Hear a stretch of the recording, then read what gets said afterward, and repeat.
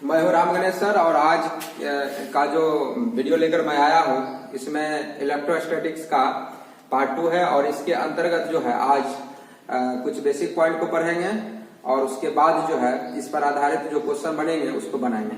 तो सबसे पहले देखते हैं इसमें क्या है। अबाउट इलेक्ट्रॉन, इलेक्ट्रॉन के बारे में छोटा सा जानकारी लेना है। Electron, about proton and about neutron. तो सबसे पहले देखते हैं इलेक्ट्रॉन। इलेक्ट्रॉन यह ऋण आवेशित होता है,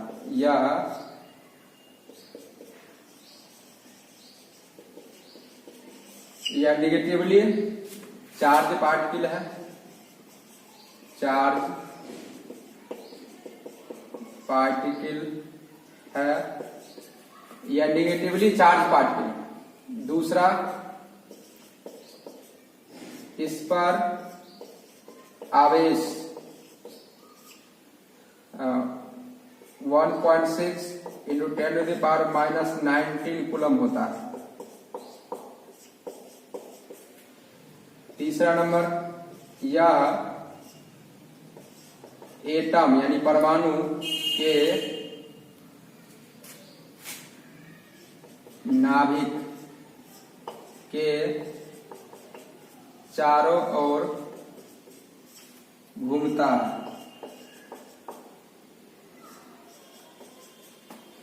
चौथा नंबर, इसका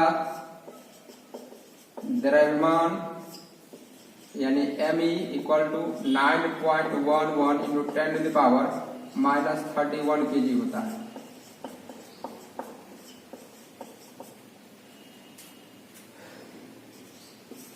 पांच नंबर, दो भिन्न पदार्थों को घर्षण कराया जाता है तो पदार्थों के बीच सिर्फ इलेक्ट्रॉन का ट्रांसफर होता है।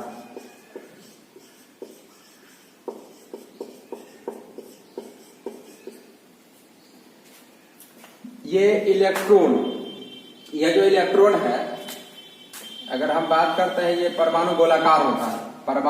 परमाणु की बात करते हैं तो पदार्थ के सबसे सूक्ष्म कण को परमाणु कहते हैं और परमाणु के मध्य में एक धनावेशित भाग होता है ये, जिसमें प्रोटॉन और न्यूट्रॉन रहता है। यानी इसमें प्रोटॉन और न्यूट्रॉन रहता है। इसमें परमाणु के नाभिक में प्रोटॉन और न्यूट्रॉन रहता है और इस नाभिक के चारों ये जो बाहर है ये, इसमें इलेक्ट्रॉन रहता है। इसमें इलेक्ट्रॉन रहता है, ये इसमें इलेक्ट्रॉन रहता है। इलेक्ट्रॉन, तो इलेक्ट्रॉन प्रोटॉन और न्यूट्रॉन कहाँ रहता है? इलेक्ट्रॉन प्रोटॉन न्यूट्रॉन सब परमाणु में रहता है और परमाणु के नाभिक में प्रोटॉन न्यूट्रॉन रहता है, जबकि नाभिक के बाहर इलेक्ट्रॉन रहता है। तो परमाणु के नाभिक में प्रोटॉन न्यूट्रॉन रहता है और नाभिक के बाहर और परमाणु के भीतर, ये परमाणु है, परमाणु गोलाकार होता है तो परमाणु के भीतर में इलेक्ट्रॉन है और नाभिक के बाहर, इसका नाम है नाभिक, तो नाभिक के बाहर है और इलेक्ट्रॉन और प्रोटॉन और न्यूट्रॉन इसके नाभिक में रहता है। ये हो गया आपका था बेसिक जानकारी इलेक्ट्रॉन का। अब देखते हैं प्रोटॉन की जानकारी।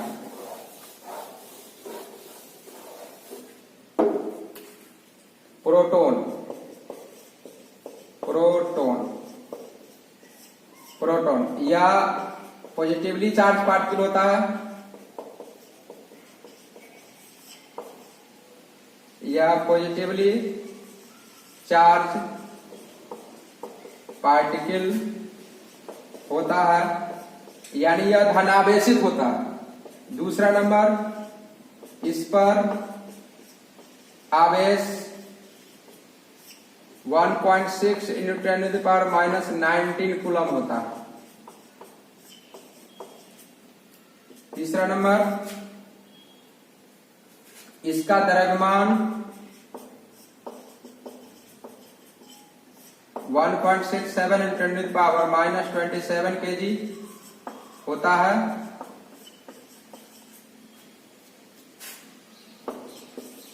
यह एटम के नाभिक में रहता है, यह एटम के नाभिक में रहता है और साथ ही साथ जो है यह एटम के नाभिक में रहता है, और जब दो भिन्न पदार्थों का आपस में घर्षण कराते हैं तो प्रोटॉन नाभिक में ही रहता है, प्रोटॉन कभी भी स्थानांतरित नहीं होता है। घर्षण के कारण प्रोटॉन का ट्रांसफर नहीं होता है। क्लियर? जब दो भिन्न पदार्थ रहेगा, दोनों भिन्न पदार्थों को जब घर्षण कराते हैं तो किसी एक से इलेक्ट्रॉन निकल कर किसी दूसरे पर जाएगा, और दोनों पदार्थों में जो प्रोटॉन है वो जहां होगा वो उसी जगह रहेगा। यानी घर्षण जब कराते हैं तो उस स्थिति में प्रोटॉन फिक्स रहता है, लेकिन इलेक्ट्रॉन मूव करता है और वो ट्रांसफर हो जाता है। तो ये थी जानकारी प्रोटॉन का। अब आते हैं, देखते हैं न्यूट्रॉन। न्यूट्रॉन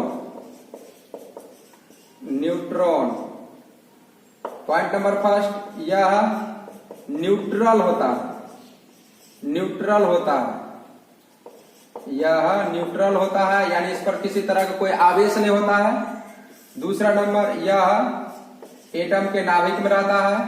एटम के नाभिक,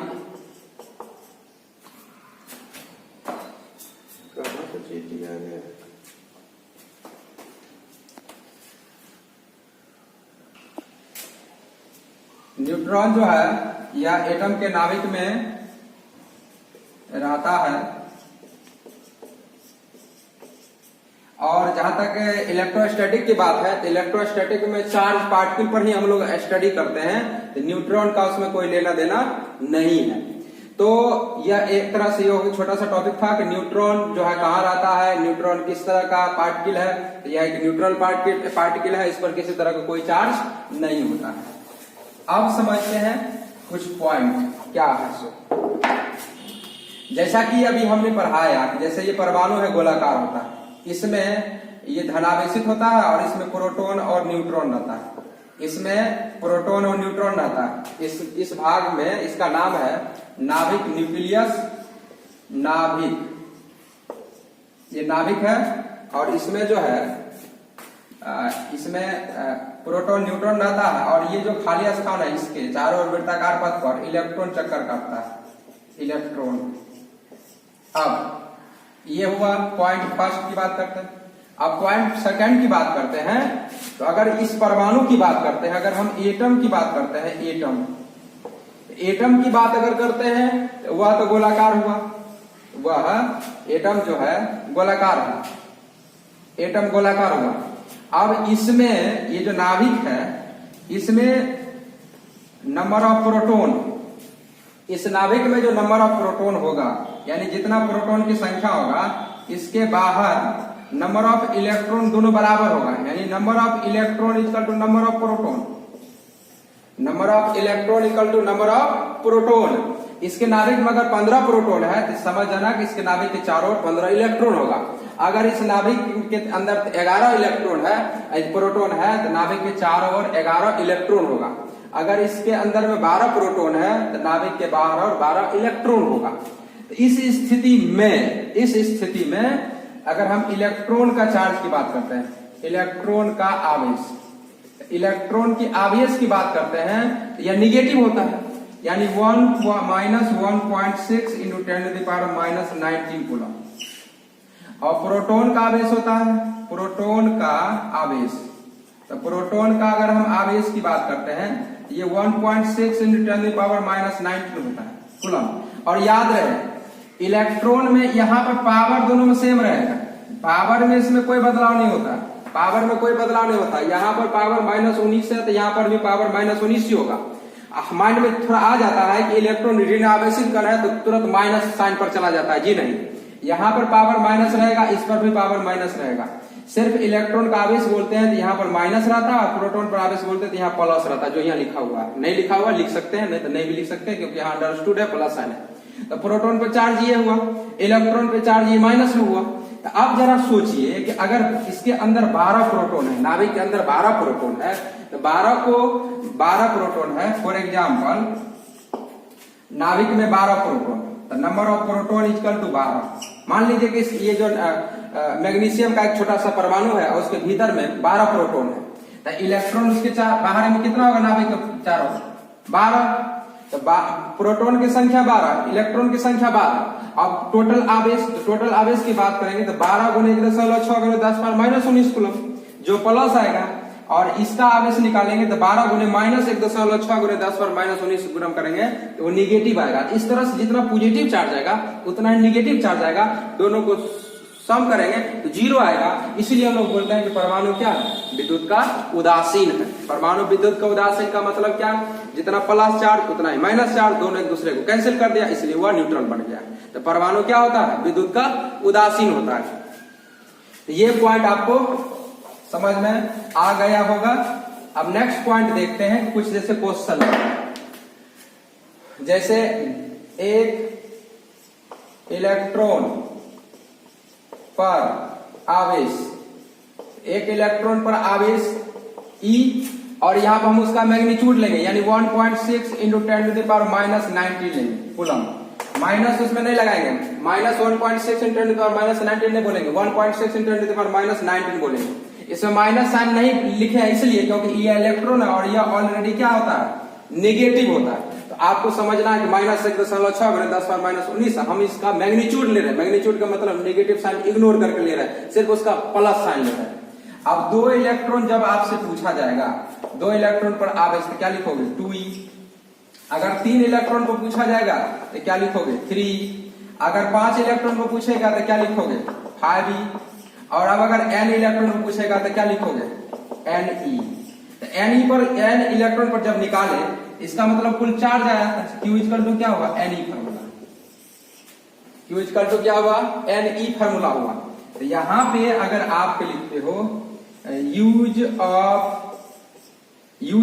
Q equal to Ne, use of Q equal to Ne, इसका मतलब क्या हुआ, इसका मतलब ये है कि n का मतलब हुआ नंबर ऑफ इलेक्ट्रॉन्स, कभी कभी प्रोटॉन भी दे सकता है, नंबर ऑफ इलेक्ट्रॉन्स।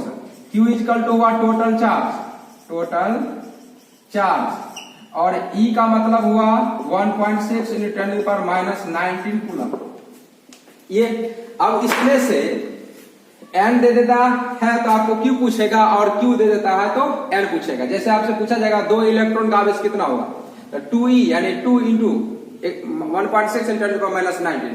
5 इलेक्ट्रॉन पर क्या होगा, तो 5 × 1.6 × 10⁻⁹। इस तरह से जो है आप ये इलेक्ट्रॉन की जो संख्या है इससे रिलेटेड न्यूमेरिकल आप बना सकते हैं, इलेक्ट्रॉन की संख्या निकाल सकते हैं, इलेक्ट्रॉन की संख्या दे रहेगा तो चार्ज निकाल सकते हैं। नेक्स्ट पॉइंट कुछ देखते हैं, और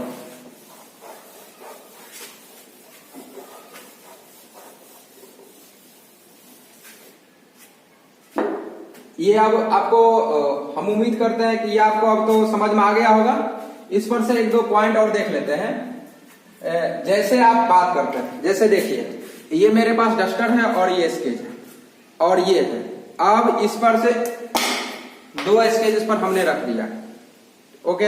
अब 2 स्केच इस पर रख दिया, इसको अगर तौलेंगे वजन करने के लिए, इसका मास कितना होगा, इस तीनों का होगा। जब ये तीनों को एक साथ रखेंगे तब अगर इसमें से ये एक निकल जाए तो अब इस दोनों को साथ ही हमेशा तोलना है, तो वजन कम होगा कि ज्यादा होगा, कम हो जाएगा। अगर इसको हटा देंगे फिर इसको तोलेंगे तो सिर्फ इसका मास होगा। लेकिन जब ये था, दोनों का मास था और ये तीनों मास था, तो उसी प्रकार अगर कोई ये चार्ज पार्टिकल है, मतलब ये कोई बॉडी है और इसमें से इलेक्ट्रॉन रिमूव कर जाता है, बाहर निकल जाता है, तो एक इलेक्ट्रॉन निकलेगा तो अपने द्रव्यमान के साथ लेकर निकलता है। जैसे ये स्केज है, स्केज इस पर से जैसे ही हटेगा तो इसका मास जो है वो मास लेकर ना बाहर गया तो उतना ये हल्का होगा। तो ठीक उसी प्रकार अगर कोई बॉडी है और उससे अगर इलेक्ट्रॉन बाहर निकल गया तो उसका मास कम जाएगा, और जिस पर जाएगा, जैसे ये स्केज जिस पर जाएगा जमा होने के लिए, उसका मास बढ़ाएगा। तो जिससे इलेक्ट्रॉन निकलेगा उसका मास कम होगा, और जिस पर इलेक्ट्रॉन जाएगा उसका मास अधिक हो जाएगा। क्लियर।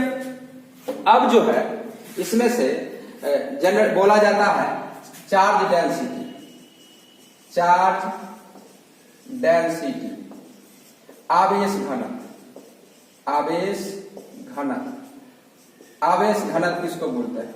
ये आवेश घनत्व। आवेश घनत्व का मतलब क्या हुआ? आवेश और घनत्व, इसका मतलब है कि घनत्व का मतलब किस रूप में है, और आवेश का मतलब आवेश किस जगह पर किस तरह से है उसको बताना, वही उसका आवेश घनत्व कहलाता है।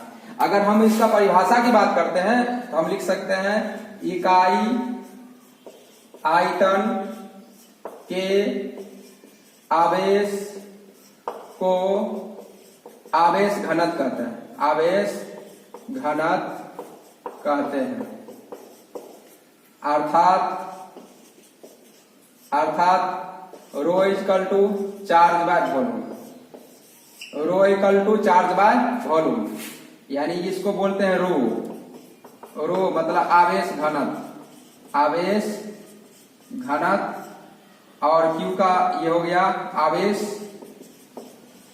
और भी हो गया आयतन। आयतन। क्लियर। दूसरा नंबर, यह 3 प्रकार का होता है। यह 3 प्रकार का होता है। आवेश घनत्व कितने प्रकार का होता है? 3 प्रकार का होता है।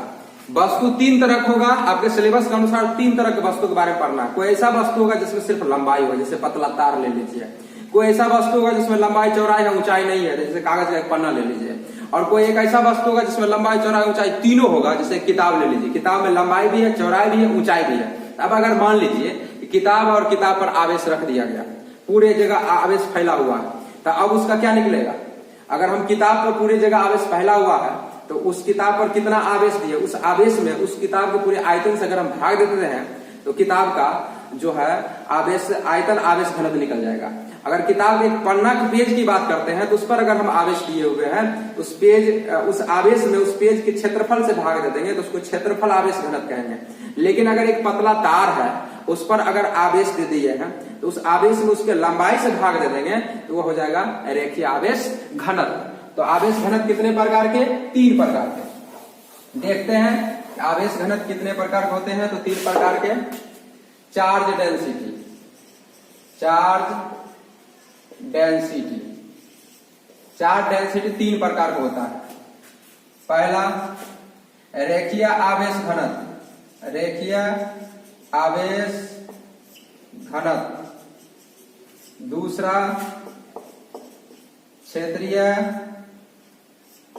आवेश घनत्व। और तीसरा भी पढ़े हैं आप, आयतन आवेश घनत्व। अब वस्तु अगर ऐसा वस्तु आपके सामने है जो एकदम पतला है, लंबाई है लेकिन लंबाई और चौड़ाई की तुलना में साफ निग्लिजिबल है, जैसे पतला तार कोई ले लीजिए, तो तार अगर दिखाई देता है,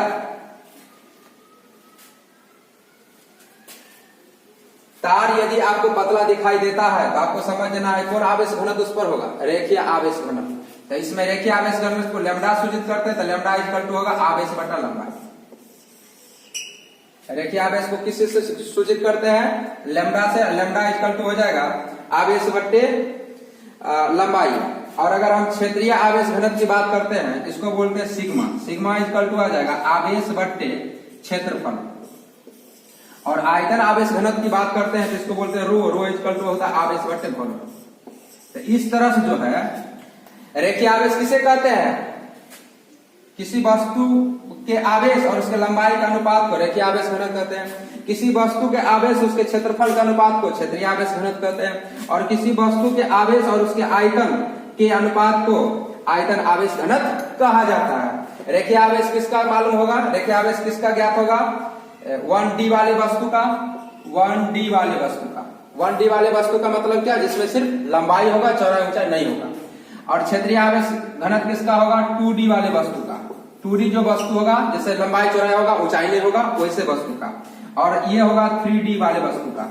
कोई ऐसा वस्तु होगा जो 3D होगा, तो उस तरह के वस्तु का आयतन आवेश घनत्व निकलेगा, ये क्षेत्रीय आवेश घनत्व निकलेगा 2D का, और रेखीय आवेश घनत्व निकलेगा आपको 1D वाले वस्तु का।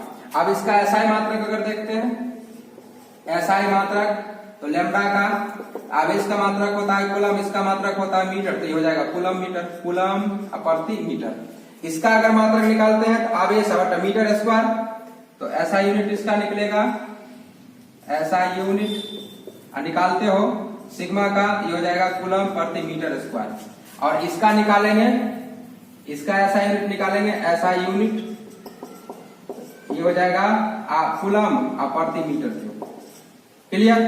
तो इस तरह से जो है इसका मात्रक क्या होगा, इसका मात्रक क्या होगा, इसका क्या मात्रक हमने बता दिया। और हमने ये भी बताया कि यह आवेश घनत्व किस तरह के वस्तु को निकलेगा, यह आवेश घनत्व किस तरह के वस्तु को निकलेगा, और यह आवेश घनत्व किस प्रकार के वस्तु को ज्ञात करेंगे। तो इसी तरह से जो है अब इस तरह का क्वेश्चन अगर इस पर आता है तो आप बना सकते हैं। धन्यवाद।